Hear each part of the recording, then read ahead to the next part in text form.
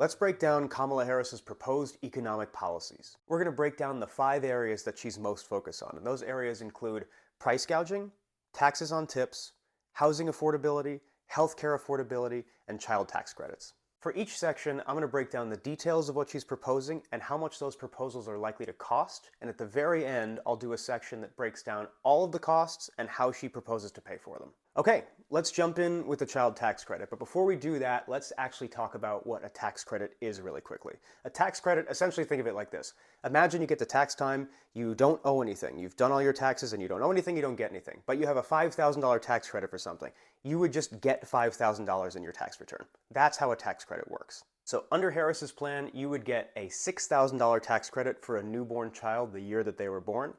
Any child under the age of 6, you would get $3,600, so $3,600 per child, and children from 6 to 17 would be $3,000 per child.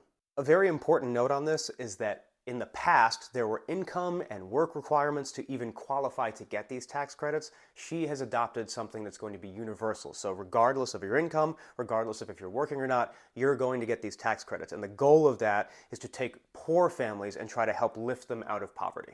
Let's talk about cost for a second, because this ain't cheap. It's $1.6 trillion over 10 years. But again, I'm going to do a whole cost breakdown at the end of this video, so don't get too scared off by that number, because it gets a little easier to stomach once we look into the details. The next section is no taxes on tips. Now, both Trump and Harris are proposing this, where there's an elimination of federal taxes for service workers on tips, but there's a key difference between what Harris proposes and what Trump proposes. With Harris, she's not setting an economic threshold where you can qualify for this. Trump is. Trump is saying you have to earn below a certain number to qualify for this to happen. For Harris, that's not the case. All service workers and hospitality workers will be in the system where they don't have to pay federal income tax on their tips.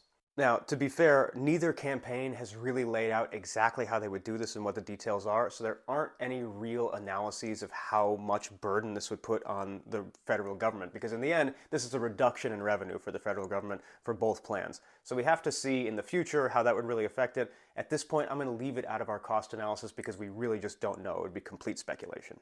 Next is housing reforms, and there are a lot of different things in here. Most of them are geared around trying to benefit people who are trying to get into home ownership or just trying to get housing in general that's more affordable. First, let's focus on first-time home buyers. The major benefit that they'll get is you'll get up to $25,000 in down payment assistance. So somebody like me, 6 years ago, I was buying my first house for $450,000 with an FHA loan. That's a 3.5% down payment. This would have covered it. There are going to be a lot of people out there like me 6 years ago who are getting into the system much more easily because of a program like this. There is a major housing shortage in this country right now, and she wants to address that by building 3 million new homes, starter homes, and rental properties. Another element that really stood out to me was that she wants to put in some really strict boundaries for how corporations can purchase single-family homes and other rental properties and then own a big, significant part of the market, which is what they do right now. Over the past 5 years, this has become a major problem, and a large percentage of single-family homes are actually owned by corporations, which has screwed over regular people on price. And lastly, she has an idea to put in federal regulations to stop landlords from being able to price gouge you and raise rent to a point where you just can't afford it anymore. All of this will cost around $500 billion over the next 10 years. Again, we'll cover this at the end. Next, let's talk about healthcare reforms. Most of these proposals she has are about reducing the cost burden on people. So the first thing that stood out to me was an out-of-pocket cap, an annual out-of-pocket cap of $2,000 for people paying for prescription drugs. That is overwhelming. Think about people who are paying hundreds of thousands of dollars a year for cancer medications and things like that. That will no longer be the case. It is a massive sea change in how much medical debt will burden people. And to even go further on that issue, she's proposing eliminating medical debt for a number of people. And this is a huge issue because the #1 cause of bankruptcy in this country is medical debt. And another huge element of her proposal is allowing Medicare to negotiate the prices of more drugs, which will drive down costs significantly for people like you. The cost side of this is all kind of complicated because the negotiation element will actually save us money, whereas other elements of this, like medical debt being forgiven and out-of-pocket caps and things like that, that will cost money. So in the end, those costs will be about $300 billion over the next 10 years.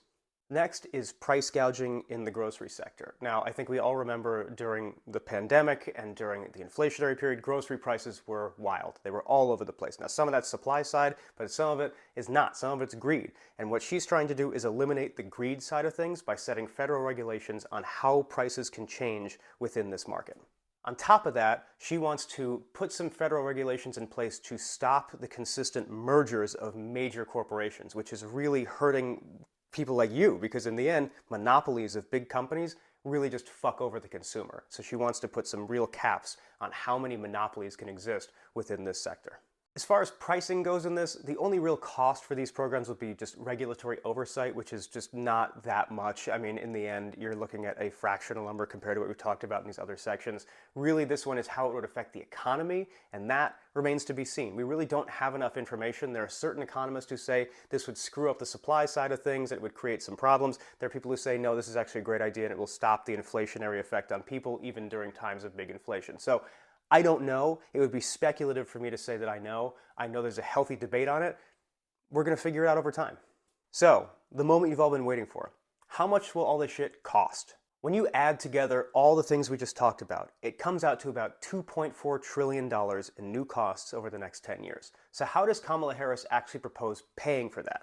The majority of what she proposes to do to pay for this stuff comes down to taxing corporations at a higher rate and taxing wealthier people at a higher rate. Now I'm going to break down exactly how she plans to do that and how much it'll bring back in revenue.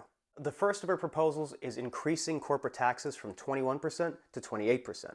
Now, before Trump came in and did his corporate tax cuts, it was 35%. So Harris is saying, let's meet in the middle of 28%, and that would generate over 10 years $1.3 trillion in revenue. The next section is really about her rolling back Trump's tax cuts on wealthy individuals, changing the way that they can handle deductions, and investors as well. Those three things would bring in about $850 billion in new revenue. And last, if you go back to our healthcare section, the ability for Medicare to negotiate drug prices would actually save the federal government about $250 billion over 10 years. Now, when you add all that up, it comes out to $2.4 trillion, which is, if you recall, the exact cost of all of these programs. So, in the end, we can say that largely all these programs can be paid for. So how do I feel about all this? Honestly, I think it's ambitious. I think it is a direct contrast to how Donald Trump wants to approach this, where he's very focused on improving the wealth of wealthier people and corporations and hoping it trickles down, which is a failed economic theory. I think that it is a substantial risk. It's a major change to how we handle economics in this country, but people want a major change. If you want to feel that substantial shift in how this country functions, you have to take a substantial risk. And I'd rather take a risk that's focused on helping people than helping corporations. That's just me.